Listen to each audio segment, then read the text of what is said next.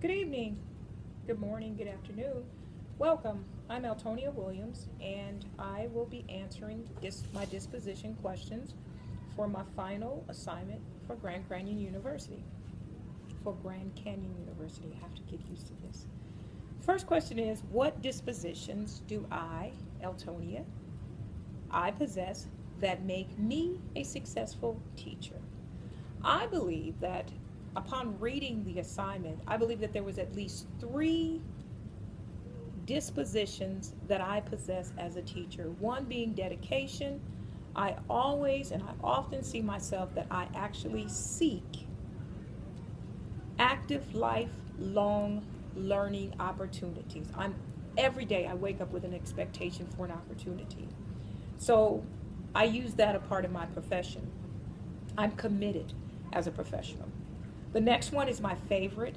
As soon as I read it and it got to the end where it says spiritual support of others. I believe that's what I bring to the table as a worker here on campus, not only to my coworkers, to the parents, but also especially and to my students.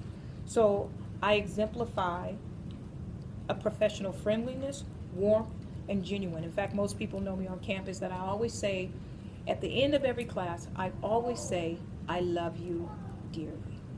And that's my motto. I love you dearly.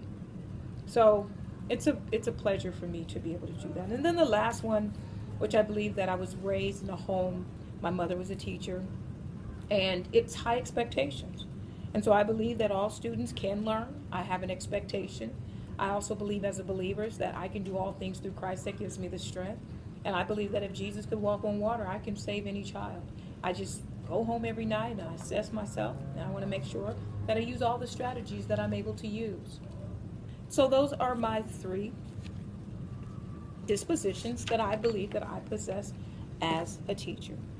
The next question is the dispositions I need to grow in. And when I look, I don't really say that I'm just this wonderful teacher, but I really try to work in being excellent. And the one I think that I could really work on is advocacy. And the reason why is because I think I focus so much on the first three that I told you that I'm strong in, that I need to begin looking at what I find myself weak in. I think I always go, like I'm left-handed, so I always go to the role of being a left-handed. And so never really trying to write with my right hand. But it's kind of like that when you stay away from your weaknesses. And so actually this assignment allowed me to realize that I do have a weakness, and that's advocacy. I do exemplify and I do have characteristics of it, but that's not a strength for me. So I don't see myself, where I see where I can actually be a little more committed to being active in different areas as an advocate. So as you can see, it's always hard for me to even say what my weakness is. So I'm working on it. And then the last question is, what does a professional educator look like, and how do they behave, and what standards their thinking and their actions? I believe that a professional should dress, first of all, physically. It's very important that we come to work and we dress a certain way and we act a certain way, we talk a certain way, and we carry ourselves a certain way.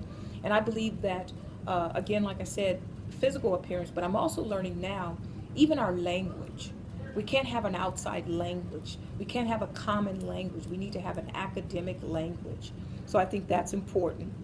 And that's in our behavior. So looking a certain way, carrying our certain way, and even I'm really enjoying this class because it's really I'm at 5 minutes. Oh my gosh.